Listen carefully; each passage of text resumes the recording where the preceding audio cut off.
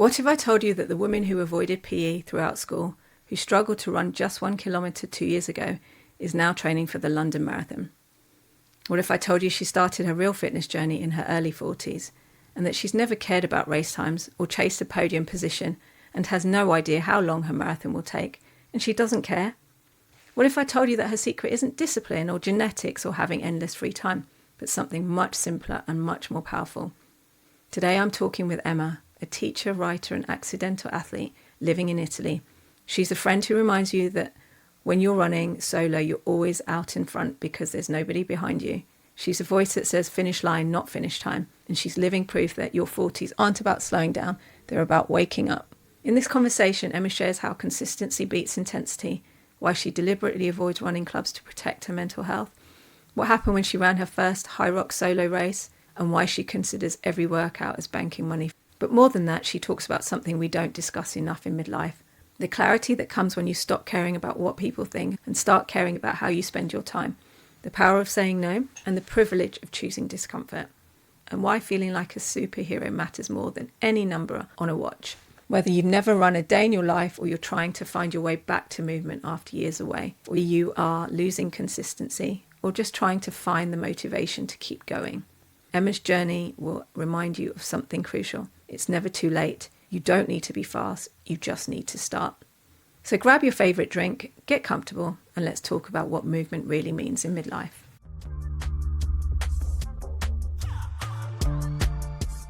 Hi, Emma. Thank you for joining me. It's an interesting connection ours. We met through High Rocks when I did my first race in Rimini, and you were a great guiding force. I was so nervous, and you set me straight, knowing what to do, what not to do, what not to push in the end, and a whole lot of other things. So I wanted to talk to you today about movement in your life, how you've progressed over the years, what you've been doing. I know that you actually have been doing quite a bit recently, and you'll tell us all about that. So before we get started, tell us a bit about yourself. Well, I think I have an interesting, probably not unusual, but an interesting story around exercise. I definitely was a late starter in a lot of ways. I was that typical girl at school who didn't like PE, who didn't like sport. I went to school in the late 80s and the 90s, so sport was very much segregated. Netball for girls, football for boys, and contact sport wasn't really my thing at all. So I wouldn't say that I hated it, but I didn't grow up with a love with it. There's no athleticism in my family, although my mum would probably argue that back in her day she was quite good at the 50-meter sprint or whatever. But there was no one in my family that played sport, and my friendship group didn't play sports. In my 20s and 30s, I went to the gym, and more out of this is something I should do 3 times a week rather than something I wanted to, and drifted in and out of that and never did any kind of sport, I would say, outside of going to the gym. And I think it's really only been in the last 3, 4 years where I think it's become a much more consciously chosen part of my life, in the sense that I moved to Italy 9 years ago. And over here, obviously, sport exists, and there's the gym. There is a bit of a gym culture, but not in the same way, and certainly not with the same kind of opportunity that there is in London. So it's only really been in the last, I would say, 3, 4 years where it has become a bigger part of my life and something that I've chosen to do rather than something I've done as this is something I should do. So my journey into exercise was very accidental. I started going to an outdoor fitness class here in Bologna, where I live with a friend of mine. She wanted to go, so I went with her. And when I got there, I was like, this is the worst thing I've ever seen, because there was just like 50 people in a field doing high intensity exercise, and I couldn't see the trainer. All I could hear was him on a microphone. And he was like, it seemed to be that he was a million miles away, not shouting, like jollying people along on this microphone. And I was just like, no, I'll go for this 1 hour and I'm never going again. But as it turned out, it was the opposite of that. The guy who taught it was really great. And I went to a few classes with her, and I really got into it. And it was a way of kind of meeting people and having a bit of connection here. So that became the first time, I think, in my life, really, that I've done exercise and enjoyed it and gone for as much as it being a social thing as it being a this is good for my body thing. And then I had a recurrence of an old injury and needed to do some rehab around it. And the doctor I saw here recommended that I do some personal training rather than physio because the doctor, she felt that for a better long-term solution, it would be better to do more holistic stuff rather than focalized training. So I got a personal trainer and he'd done high rocks before and I thought it was mad. But I worked with him for about a year and I thought it looked like the second worst thing I'd ever seen. But anyway, I said, well, I'll do the training for it. And he said, you can't train for a race and then not run it. And I'm like, why not? Because I wasn't really thinking about it. And he said, well, let's do doubles. And then that was the start of my Hyrox journey, which was exactly a year before the start of your Hyrox journey. So the day that we met in person for the first time was my 1 year Hyrox anniversary. I started my Hyrox racing in Rimini in the same way that you did. So I don't really know what happened that day, but I just fell in love with it because it was a way of doing competitive sport without it feeling to me competitive because it was really for everyone. And I did a doubles race with him, then I went on and did a couple of singles races on my own, and I'm not fast.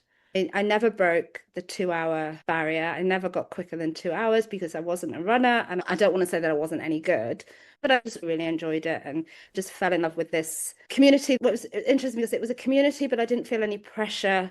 Sometimes in these groups, they can get a bit competitive and they can get cliquey. For me, the way the Harrods community was, I didn't feel like that. I didn't feel that I was any different or any worse or any better than anyone else. Yeah. And it allowed to be in a community without having to push myself into the middle of everything.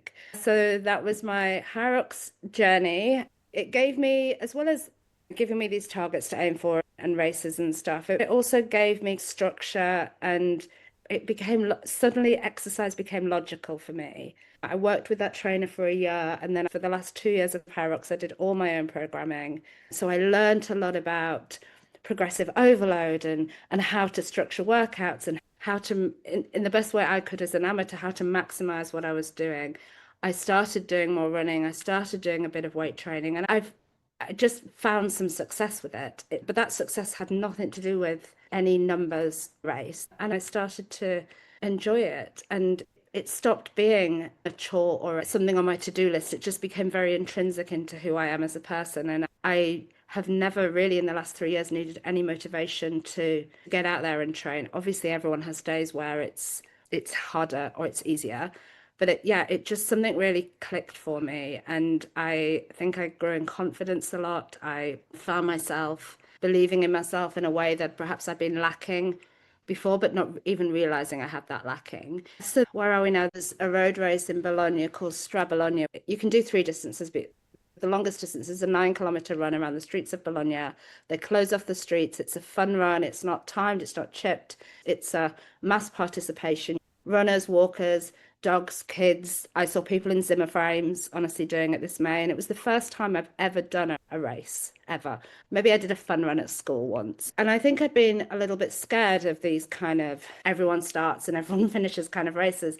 And I just really loved it. And then I had an even crazier idea that I would enter the ballot for the London Marathon because if you can do 9 kilometers, you can do 42. But I watch the marathon every year and I'd be like, oh my God, that's amazing, that's amazing. But just something happened after the marathon this year. I was like, I think I'm going to put myself in the ballot this year and just see what happens, knowing that the odds of getting into the London Marathon are like slim to zero. And the more I thought about it and the more I was waiting for the ballot results to come out, the more I think I'm going to be disappointed if I don't get in. So I went through the charity route and got a place with an amazing charity this year. So I've gone from someone who 2 years ago really struggled to run 1 kilometer to now training for the London Marathon and just absolutely loving it. And I just feel that it's given me just so much confidence and sense of ownership. And there's so much about our lives that we can't control, but this I can control. And, that old adage of lots of people said it, but I remember Bryony Gordon, the British journalist and podcaster, saying, she never feels bad after a run. She never feels bad after working out. And for me, that is so true. I never regret it. And it's just, I don't know, without sounding, what's the word I'm looking for, without sounding like a cliche, it just has given me so much. It's hard and it's difficult, but I'm so excited that this is the thing. But I didn't think this was ever going to be the thing. That's where I am now, anyway. It's been so exciting to see what you've done and achieved and the decisions you made about the running in the last year and a bit that I've known you, because when I met you, you were saying, I think it was when we met at Rimini, that was the first race. I think you said that you walked and ran without stopping. I think Rimini was the first time that I actually could do kilometers without stopping. In the other three, 2 or 3 before that, I think I'd always been a bit walky, a bit runny. So I think, yeah, Rimini last year was the first time I'd been able to run the whole kilometer. And now 5 is the easy thing for me. It's madness. It's It's the progress that now when I look on my programming, for this week, my Monday is always my easiest day. It always goes up. And last night it was 5K, and I'm like, that's nothing. no problem. It's no problem to, it's great. It's 5K. It's crazy to think that I just shrug that off now. And 2 years ago, I couldn't even do one. And I remember one of the High Rocks coaches I spoke to saying to me, probably going to have to do more than 3. And if you want to keep doing High Rocks. So I was like, oh, I can do 3K. I can do 3K. And her saying, yeah, okay, that's great. But you're probably going to have to work on this a little bit. And I really have done. I think for the last year and a half, I've really worked on it. It doesn't get any easier, but it becomes more manageable and less scary. It doesn't seem like such a big thing. The numbers don't scare me anymore because I know I can go out and do it. I feel like the biggest thing for me has just been consistency as much as possible with work and life and everything, but just having that consistency of when I'm doing my planning for the week in terms of my social life and other things I've got going on, the running and exercise I put in first. I've got into a habit now of more or less training the same days every week, which I never used to when I was training for High Rocks. And I'm on a little bit of a High Rocks break at the moment, obviously, because of marathon stuff. But I didn't have set days where I trained. Whereas now, actually, what's working for me is that I train pretty much the same 4 days every week. And that seems to work for me, whether it's psychologically, but it works. I'm the same. I stick to the same days to make sure that you're in a routine. So it's easy. Your brain and your body knows what's coming. Yeah, for me, that takes away any push and pull in my brain of, oh, I'll put it off until tomorrow. All right, I won't do it tonight. I train Monday, Wednesday, Thursday, and Saturday. And that just is what is working right now. So for me, also starting training on a Monday is probably the most important thing that I do. It just sets the week off in the right way for me. I know what you mean. I do my track day on the Monday, which for me is mentally the harder day of just putting in the miles and going around the track. And once I've done that, I'm like, okay, everything else will be not easy, but it won't be as bad, especially when it's outside and it's raining and now it's getting cold. It's more of a conscious thing to get done. And It's a there's win to start the week. Yeah, there's something to be said for me keeping track of everything. There's something to be said for knowing that by the time the first day of the week is done, that I've got 5, 6, whatever K in the bag. So I'm already off to a good start. So even if the week goes completely wrong from here on in, I've got one in the bag.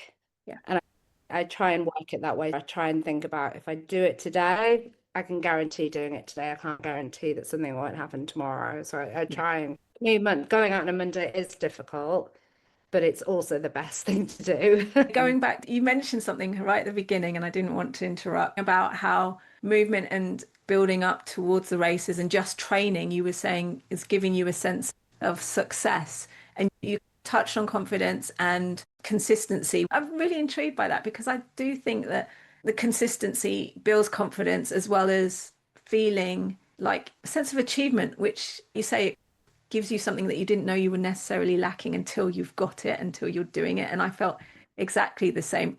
Was there anything else in particular that you can identify? For me, having the consistency is probably the most important thing. I've known right since the beginning when I started, even before High Rocks, when I started consistently exercising, for me, it has never, ever been about chasing any kind of visible goal in terms of, I understand that in any kind of fitness community, any kind of thing where you're doing something, there's some people who are chasing podiums or chasing times or chasing reps or chasing something. I just didn't want that because I'm a very stubborn person. And when I set my mind to something, I'll do it. But on the flip side of that is I can get very anxious and fall into the comparison trap. So I didn't want to be in a situation where I was stubbornly training for something, but then I was comparing numbers and this and that and the other, or whatever it is, to someone else, whether that a real person or whether an imagined target. That for me has been super important. And people have said to me, what was your times in high rocks? And I can't even remember really. I don't really care because I've always said to you that getting across the finish line is the most important thing for me, finish line, not finish time. And that's all I care about. People have asked me recently, are you going to join a running club? Now you're training for the marathon. And I'm like, no, because the way I see it, I understand why it would be a good idea, the sense of community and having other people to run with. But I also know how I would feel if I was at the back of the pack. And I Mm. know it's silly because it doesn't matter. But I don't want to be in a position where I'm turning up somewhere and I'm feeling like all these people are better than me because I already see that. You can't avoid that. If when I go running on my own, I'm always at the front because there's no one behind me. Yeah. I know what my trigger points are, so I just have to protect that a little bit. So I think that's what success is for me. Like, I don't care how long this marathon takes me. I really don't. I will, one thing short of an injury, I'll crawl over that finish line if I have to. They can follow packing up behind me. I don't care. I really don't care. For me, it's about finishing. I don't think that's going to happen. But the point is, like, I don't have a time in mind. I have no idea. If I say to you now, I'm going to do the marathon and whatever, I'm setting myself up for failure because I'm giving myself a target that I don't know if I can meet it. And I'm really not interested because I think, or I know when I come back after the marathon, or when I've come back even after High Rocks, no one asked me what time I did it in. They're just like, how was it? Did you enjoy it? And that's all that matters to me. But that's me. And I don't want to take anything away from people who are chasing times and podiums and PBs and all that kind of stuff, because it just depends what the thing is, the motivation that you need. I don't need that at all. What really held our connection was your sense of excitement about the race and about your own goals, your own standards. And you've just said it. You were all about the completion, not the competition, about the finish line, not the finish time. And I traveled with my mum for that first race, and I always say this to you. We're constantly quoting you. Emma says it's about the finish line, not the finish time. And it's such a powerful concept. And you know what? I experienced that for the first time since I've been racing in Valencia a couple of weeks ago. I don't think I told you this, but I did my first race out of fear. It was just, honestly, I was just trying to finish it because I didn't feel prepared. And then as I've done the other races, I am that person trying to beat that time in all the stations and the runs, really focus, especially with the training. But something shifted over the last few months, and I've taken my foot off training a little bit. And I'm training from a reps perspective, get the timing, do the distance, and not worry about the result as much. And Valencia, I basically changed everything. And it was the race I enjoyed the most because I didn't expect a PB because I didn't feel that I had done enough work. And I probably could have, but other things happened. But it was the race I enjoyed the most because I went in with no expectation. It was just literally, I'll try a few things, see how it goes. And it was the best feeling. I felt the best crossing the line. And I thought of you again. It's just, it's about finishing it and enjoying it, not being so focused on each thing that you're missing the experience. I definitely have been missing the experience, put it that way. And don't get me wrong, in High Rocks, because you get so much data from it, I would be lying if I said that I haven't checked my data after High Rocks and just looked out of interest at what my times were. More for the stations, but it's just not something I'm looking at on a day-to-day level. I went out last night and did a 5K, and it was a 5K easy run. I don't even have the thing on my watch where I can see my heart rate anymore because I'm trying to learn to moderate that myself. I don't want to have to be looking at my watch every 5 minutes to see if I'm in zone two. I need to know how it feels.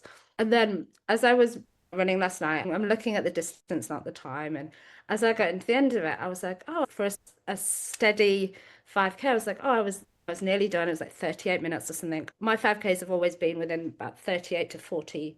I think the first one I did was 53 minutes. That's how long it took me because I was just stopping. I didn't know how to breathe.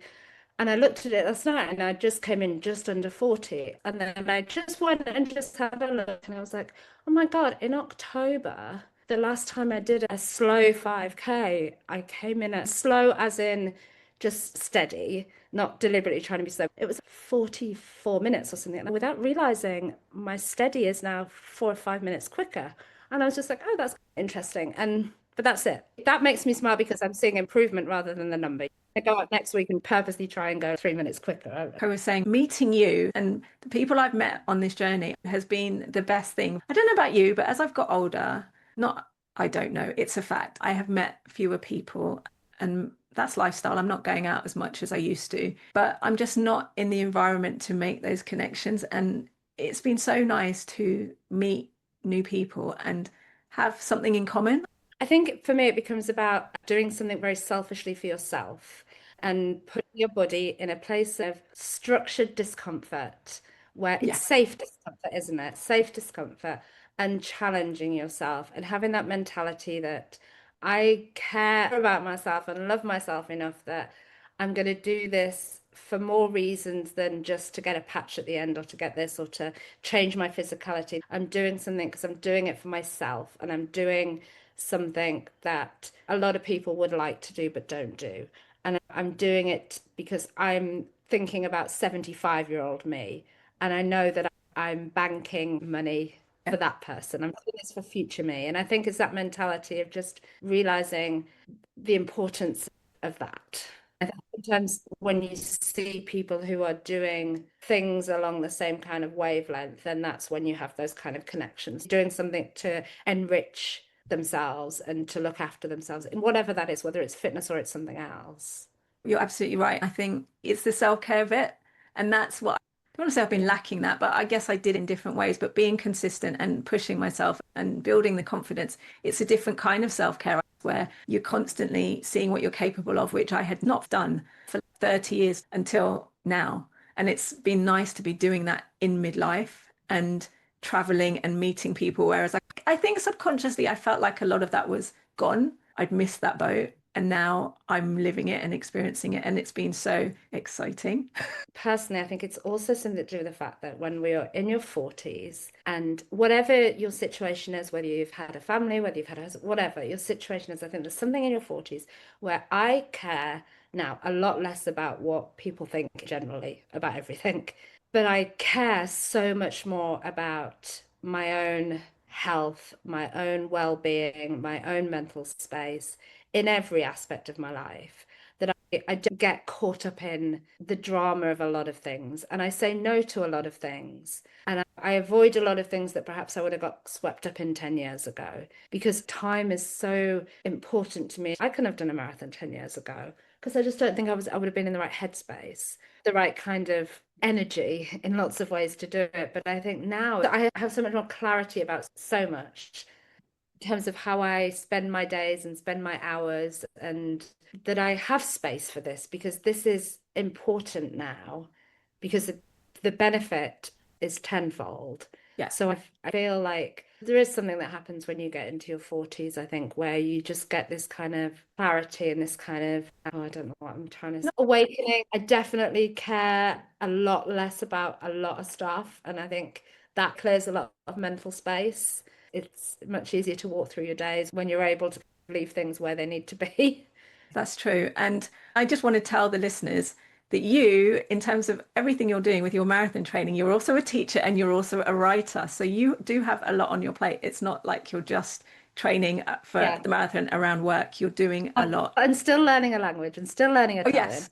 Yeah. Yes, exactly. So there's a And that does sound a lot, but I manage that juggle because I don't go out as much. Not that I ever was a party animal, but I just have the space and the time because I don't get caught up in a lot of other stuff. And I will say no. I don't generally do anything that I don't want to do. I just say no now and do the things that I want to do. And I think being selfish can sometimes be seen as a bad thing. And I understand that some people have family commitments and it's not always easy to put yourself first, but I don't think being selfish in that way is a bad thing.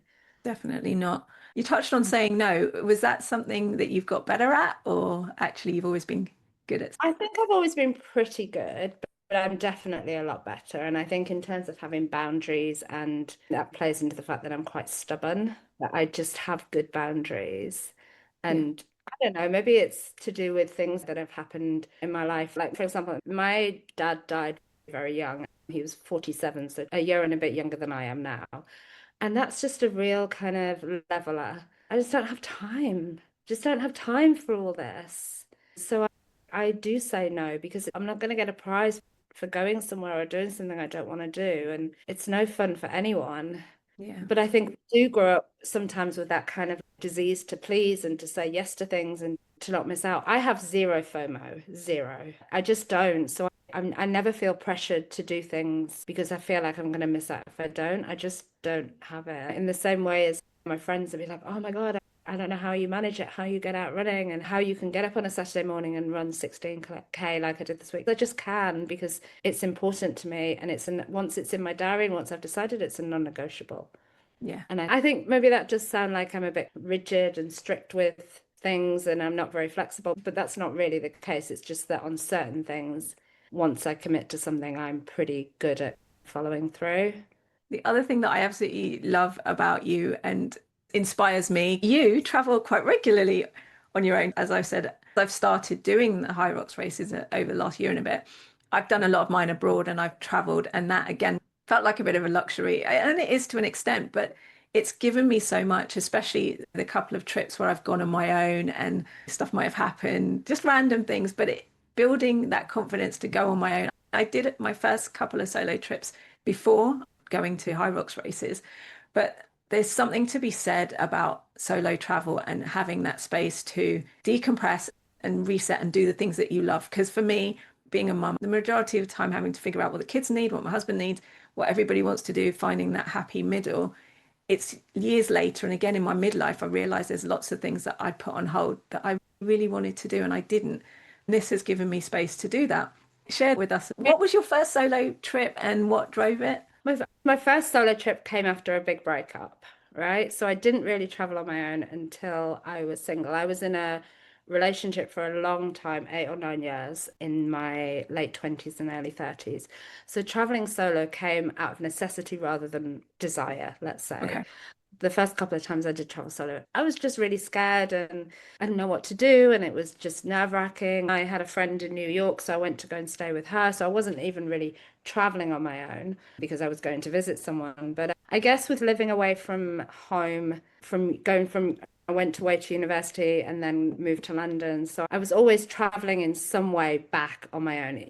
Yes, train travels and stuff. But I just think as the years have gone on and I'm single now, I understand people's anxieties over solo travel when they haven't done it. But for me, it became just a necessity. It's either this or don't go places. And as much as I say that, it is difficult sometimes. Of course it is. There's a flip side. I would like a bit more of a balance. I'd like to be traveling with someone else, whether that's a partner or friends, a bit more. But I understand life situations doesn't always make that conducive to that happening. My two best friends have almost grown up children now, and maybe we're getting to a point now where we can travel again together. But I've gotten a lot better at it. But it just became a case of either you travel on your own or you don't travel at all. So when I turned 40, which was the year after I moved to Bologna, I did a big trip to Southeast Asia on my own and spent a month in Southeast Asia, which was crazy and insane, but it was organized. I did everything that people told me not to do when they go to Asia. Don't organize things, let your schedule be flexible. And I was like, no. Because for me to feel a sense of comfort and safety and not having to worry about things, I just organized it.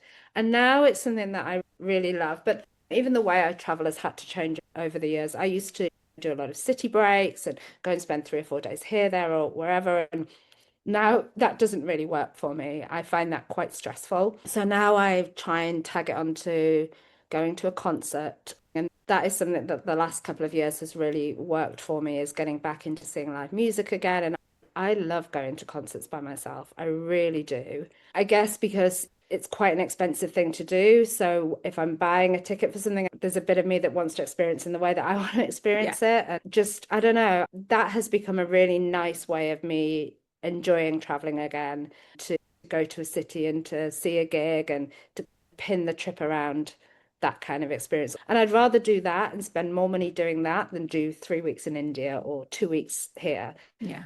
You're getting obviously less bang for your buck in terms of time, but that's not what I really am interested in right now. I've loved the fact that when I look at the last 2 years, I've been to some fun places, but I've also seen some of my favorite singers. And that's the thing that's working for me right now. So I think with solo travel, the trick I think is that you have to find the way to do it to make it work for you. Yeah. I find it really empowering as well, but I'm very comfortable in my own company. I'm a massive introvert. Big social situations drain me. I work in an environment where I'm with people all day, every day. Actually, sometimes in the holidays, the last thing I want to do is to be with other people. I like having a couple of days to go and do something by myself or to just take some time and kind of divorce myself from life for a bit. Maybe I'll be sat here this time next year and this doesn't work for me anymore and I'll find something else. Who knows? But that is a massively important thing. And I don't take it for granted that I know that for some people it can be quite a stressful thing to consider, especially if you've never done it before. But I just would rather look back and have done these things and gone to these places and had tinges of not sadness, that sense of it's difficult when you're really enjoying something and then there's no one to turn to and have that moment. Yeah. Which is why I think I'm always like with my friends telling them everything. And it's why I have to, because I need the outlet to say, look, I did this and to share it. That can feel difficult sometimes. I'll tell you a little story. I was in Madrid last February for a concert and I was really looking forward to it. And then I got to the stadium and I saw there was lots of people queuing. I always buy a seat. I don't want to be in a situation where I'm stood and people are pushing and shoving and stuff. So I didn't have to go and queue in advance or anything. But I get there and there's people queuing to get into the VIP area and everyone's seems to be in little parties and groups. And I just had this moment of so I walked around a bit and then went to my seat and got over myself. And when the lights went down and the concert started, it was fun and it was wonderful and I had a great time.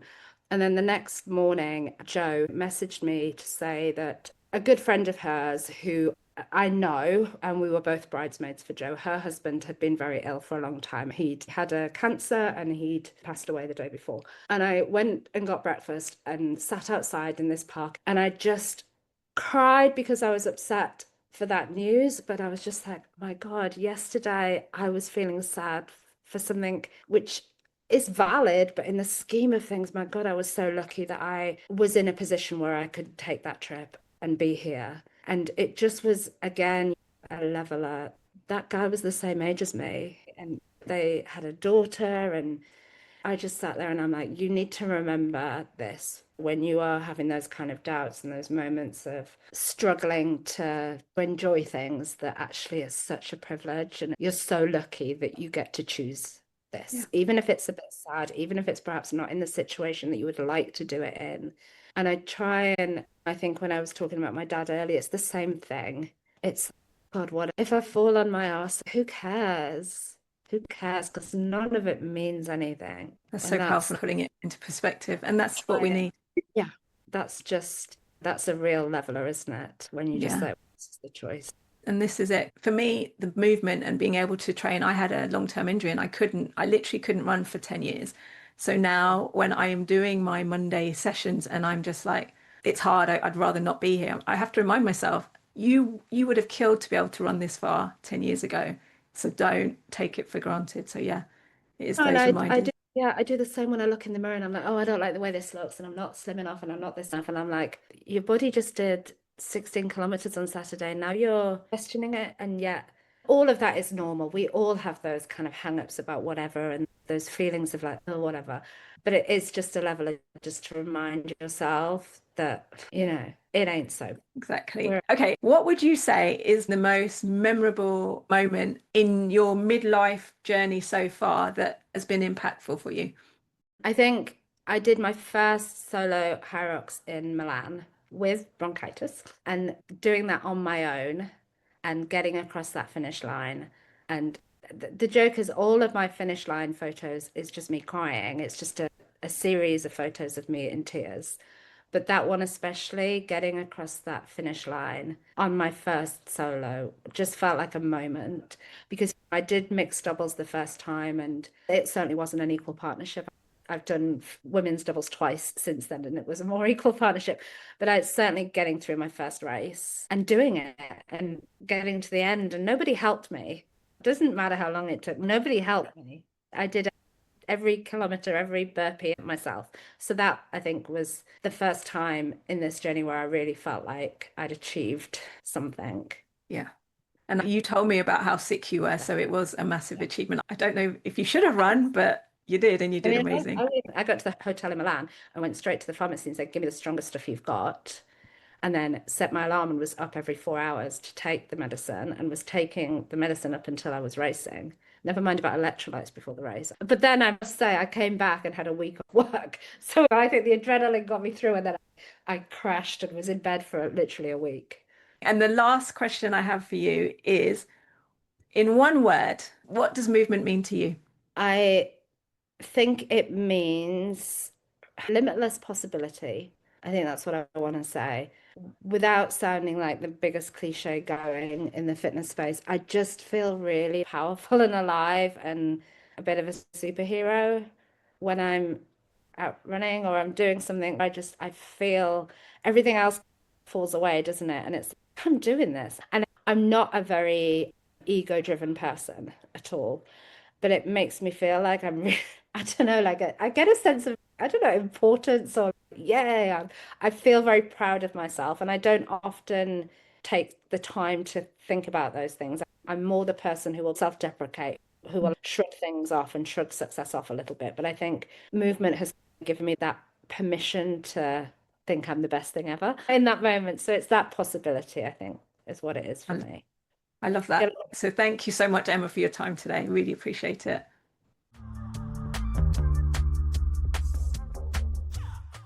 So there you have it, Emma's story. From avoiding PE to training for marathons, from struggling with 1 kilometre to casually knocking out 5 on a Monday evening, from obligation to obsession, no scratch that, to joy. But here's what I really want you to take away from this conversation. Emma isn't special because she's fast. She's not, and she'll be the first to tell you that. She's not special because she has some genetic gift for running. She doesn't. She's not special because she has unlimited time or resources. She's a full-time teacher learning Italian while training for a marathon, and a writer at the same time. Emma is special because she decided that the finish line mattered more than the finish time. She's special because she put movement in her calendar first before everything else. And she's special because she knows her triggers, protects her mental space, and refuses to play comparison games she can't win. But mostly, Emma is special because she's a woman in her 40s who decided to start. And if she can do it, so can you. So the takeaways this week are, number 1, choose your 4 days, or any number of days. Right now, before this episode ends, pull out your calendar, choose the number of days this week where you'll move your body. It doesn't matter what the movement is, a walk, yoga class, a run, lifting weights, or dancing in your kitchen. Put it in your calendar first. Make it non-negotiable. And remember, Emma says, put exercise in first, then fill in everything else. Number 2, redefine your success. Write this down somewhere, you'll see it. Finish line, not finish time. Your success isn't measured by speed or weight or how you compare to others. It's about showing up, completing, doing the thing that scares you even when you're not sure that you can. That's your metric now. And finally, number 3, thank your body. The next time you look in the mirror with critical thoughts, pause, place your hand on your heart and say, thank you for what you just did. Your body just carried you through another day. It lifted your children or your groceries or your spirits. It walked you to work or climbed those stairs or simply kept breathing when things got hard. Your body isn't an ornament, it's a miracle. Treat it like one. Remember what Emma said? You're banking money for your 75-year-old you. Every workout, every walk, every moment you choose movement. You're making a deposit into your future health, your future strength, and your future freedom. The women who will travel solo in their 70s, they're building that capability now. The women who will play with their grandchildren on the floor, they're maintaining that mobility now. The women who will live independently, vibrantly, powerfully into their later years, they're creating that foundation now. And here's the truth. It doesn't matter if you're starting at 40, 45, 50 or beyond. It doesn't matter if you've never been athletic. And it certainly doesn't matter if you're at the back of the pack. Because when you run solo, you're always at the front. There's no one behind you. So this week, I want you to do something that scares you just a little bit. Not because you have to prove anything to anyone else, but because you deserve to know what you're capable of. You deserve to feel powerful and to be your own superhero. You deserve to discover your own limitless possibility. Emma found hers at a High Rocks race in Rimini. Where will you find yours? If today's conversation resonated with you, do me a favour, share it with a woman in your life who needs to hear it. That friend who keeps saying someday, or a sister who thinks she's too old to start, or a colleague who's forgotten just how strong she is. And then ask her to be your accountability partner for those 4 movement days this week, or the number of movement days you've chosen. Because while Emma often trains solo, she's not alone, and neither are you. We're building this community of midlife women who refuse to shrink, who refuse to settle and refuse to believe that our best years are behind us. Your best years, they're happening right now. So let's move into them literally. Until next time.